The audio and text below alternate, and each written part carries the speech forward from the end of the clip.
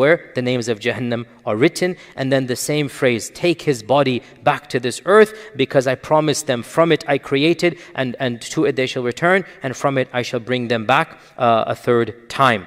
And then the Prophet ﷺ recited the verse that وَمَنْ يُشْرِكْ بِاللَّهِ فَكَأَنَّمَا خَرَّ مِنَ السَّمَاءِ فَتَخْطَفُهُ الطَّيْرُ أَوْ تَهْوِي بِهِ الرِّيحُ فِي مَكَانٍ سَحِيقٍ. This is in the Quran, that whoever commits shirk with Allah, this shows us that this category primarily applies to shirk.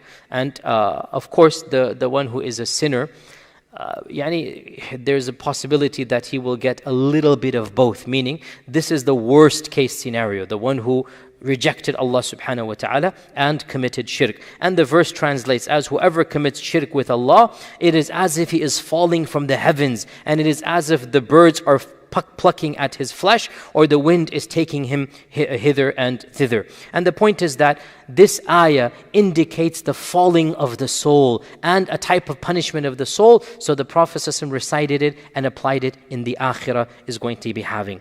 Then the Prophet ﷺ said, his soul will be thrown back into his jasad. This is not used in the first one. Thrown back indicates a level of harshness. And then the angels will come and say, Mar Rabbuk. He will say, Ha, la adri.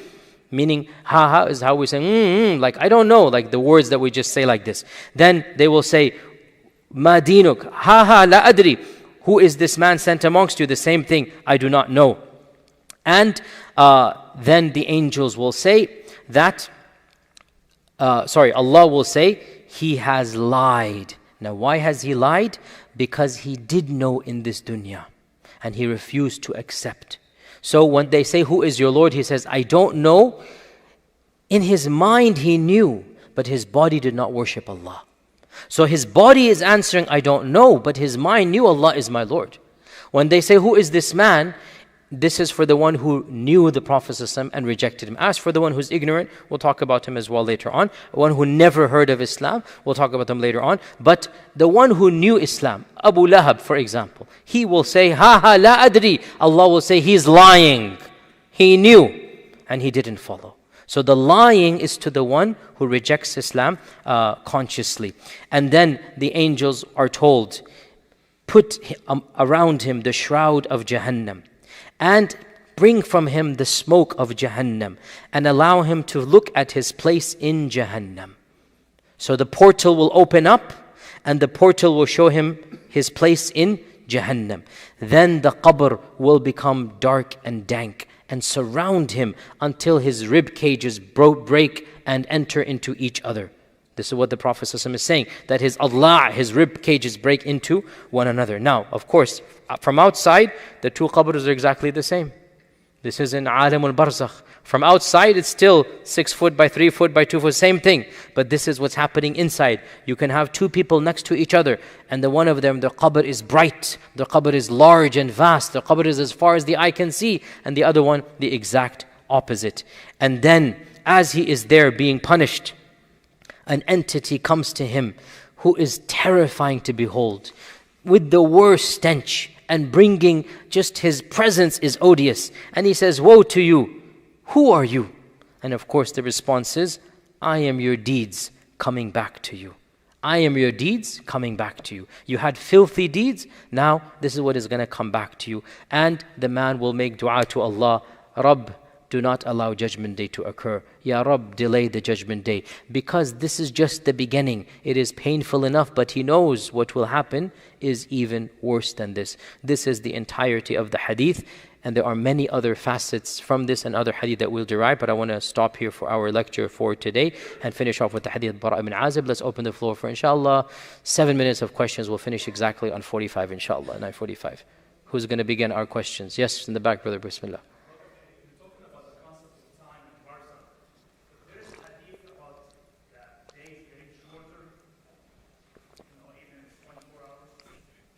Is there a hadith about the days getting shorter in the Barzakh? No, the dunya we mentioned is one of the signs of Judgment Day. The time will diminish. That's one of the signs of Qiyamah. As for the Barzakh, the time is beyond our comprehension. But what we will study next week is that the time for the believer in the Barzakh will go by very quickly. And in fact, this is the reality. Even in this dunya, when you're having fun, what happens? Time goes by. So when you're in comfort, when you're smelling Jannah, when you're seeing Jannah, it's going to be the twinkling of an eye, right? So it will go by very quickly. And obviously the opposite is the opposite, okay? Sisters, any questions? Yes, go ahead. Yes, go ahead.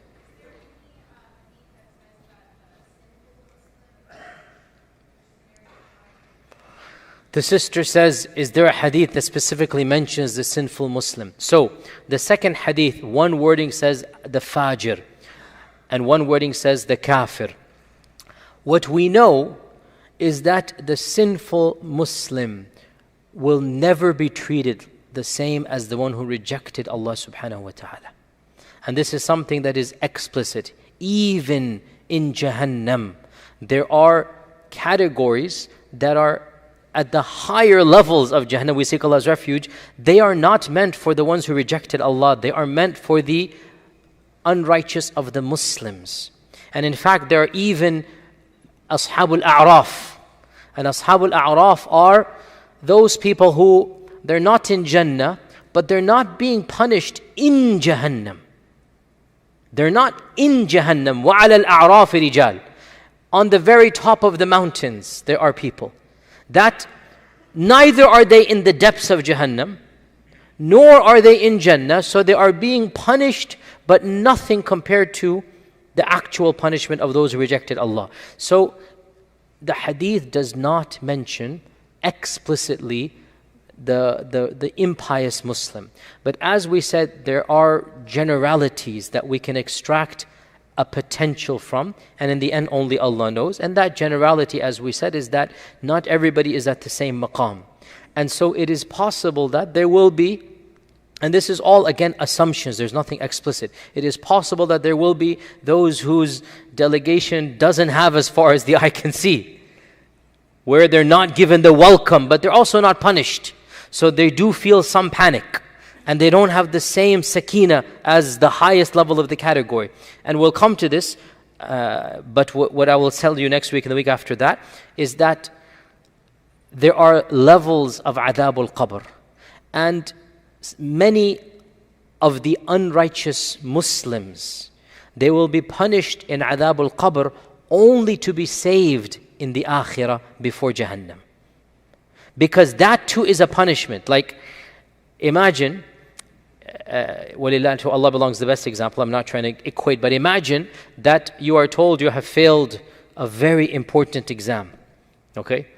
Let's say the MCAT. You're going to take the MCAT or not? You're not in that field. Okay. You're taking the MCAT? No, nobody's taking the MCAT here. Come on, how can be a mosque and no MCAT? Come on. Half the kids are taking the MCAT. We're talking about. So suppose you are told somehow, some examiner somehow said you failed the MCAT, and the results come out in 1 week. You think you failed, you've been told you failed. That 1 week will be, what type of week will it be? Very, very miserable week. That is a punishment right there. That is a punishment. Now suppose the examiner was wrong and you actually pass. Okay, you were still punished that 1 week. I mean, I'm not giving the same example. I'm trying to make you understand. There will be people, and we don't want to be amongst them. They're like a D+, right? They're like, what do you do with these people? So Allah is Rahman and Rahim, and perhaps this D+, he should get to Jannah, but he deserves, there are things he has done he shouldn't have done. So Allah might punish them in alternative ways. And the number one way is in Jahannam. So he might be told, look, you did this, you deserve Jahannam. And he does deserve Jahannam. So he'll be shown a place in Jahannam, right? There will be terror, but then what's going to happen on Qiyamah? That was your punishment.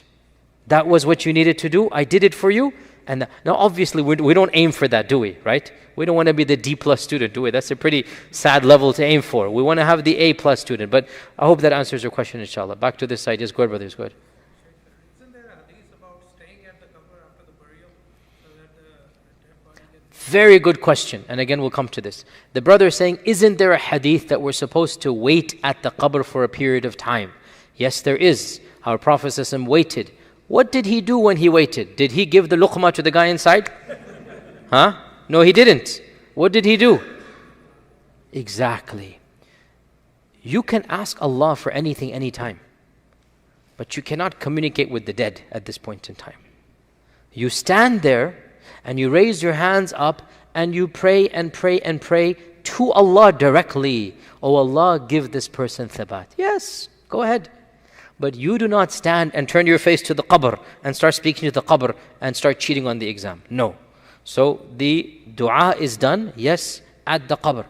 And you wait there in the realization that Munkar and Nakir are coming at that point in time. That in our world, within 5-10 minutes, Munkar and Nakir are coming.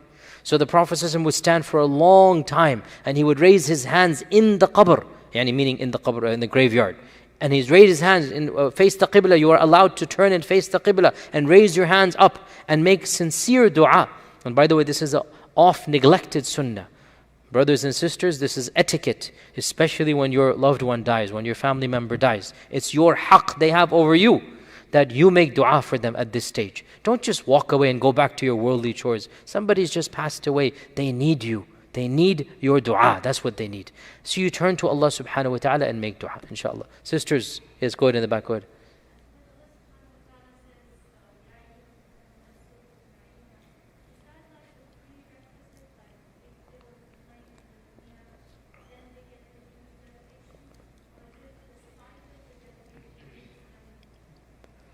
If I understood your question correctly, is that a prerequisite or does that happen?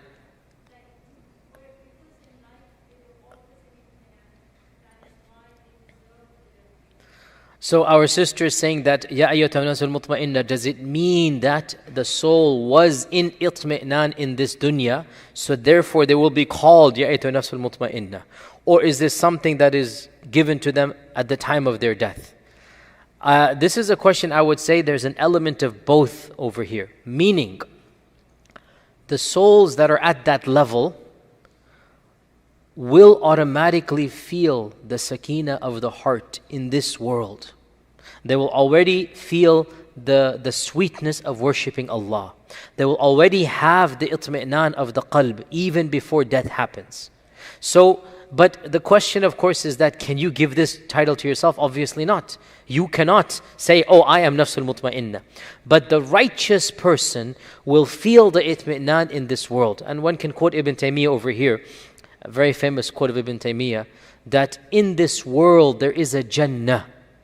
Whoever enters this world's Jannah will enter the next world's Jannah. And if they don't enter the Jannah of this world, they will most likely not enter the Jannah of the next world. And he said that Jannah, it is the worship of Allah. In other words, when you worship Allah, you get a sense of peace and itmi'nan. That itmi'nan, inshaAllah, it will translate to the angels and they will say, Ya ayyatuha nafsul mutma'inna. But in the end of the day, you cannot guarantee, even if you feel itmi'nan, that you will be amongst them. And Allah knows best. Final question from the brothers. We're having the brother in the back. Go ahead, bismillah. Yes.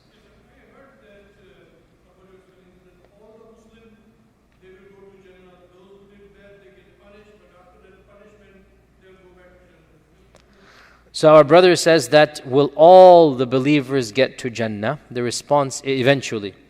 The response is, those who had actual iman in their hearts will eventually enter Jannah. 2 points. Number one, who can guarantee they have iman and be safe? Say, I'm not a hypocrite, I'm not a munafiq. When Umar ibn al-Khattab was worried, am I a munafiq or not? Am I doing things to show off? Is my everything to please other people? So do not automatically presume that a person has iman or we have iman. We pray for iman, seek refuge in Allah from nifaq. Number two, this notion of, oh, if we have iman, even if we're punished, we'll enter Jannah.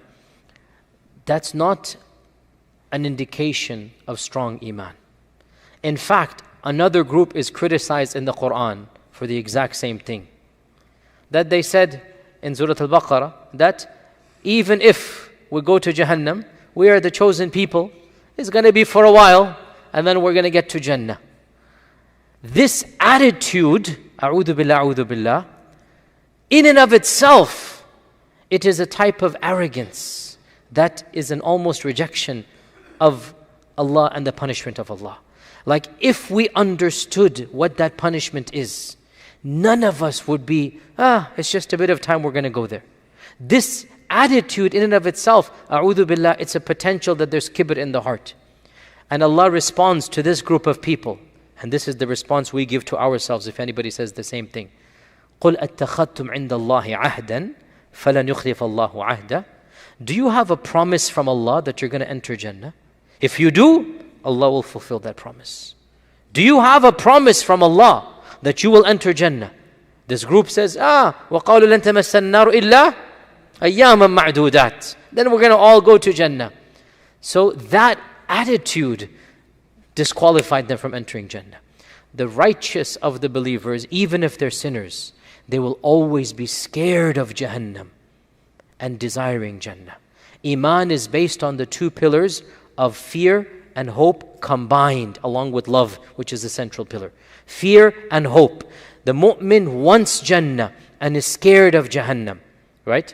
أولئك الذين يدعون يبتغون إلى رب الوسيلة أيهم أقرب ويرجون رحمته ويخافون عذابه. The believers are hopeful they're going to get Allah's reward and they're scared of Allah's punishment. That's the righteous person. The Prophet visited the man on the grave and he said, describe to me your state. The man said, Ya Rasulullah, I am hopeful Allah will forgive me, but I'm also scared of my sins and Allah's punishment. So the Prophet ﷺ said, never do these two emotions combine at the time of death, except that Allah gives him his hope and protects him from his fear. Did the man say, don't worry, 2 days in Jahannam, then I'll go to Jannah? No, that is not the attitude to have. Ya Rasulullah, I'm hopeful, I have some good deeds, I hope Allah accepts, but I'm scared, I have sins as well, what if Allah punishes? That combination is how we live our life, of hope and fear together. And inshallah, when we do this, then we hope for the best and ask Allah's refuge from the worst. And with that, inshallah, we will continue next Wednesday. Jazakumullah khair. Assalamu alaikum wa rahmatullahi wa barakatuh.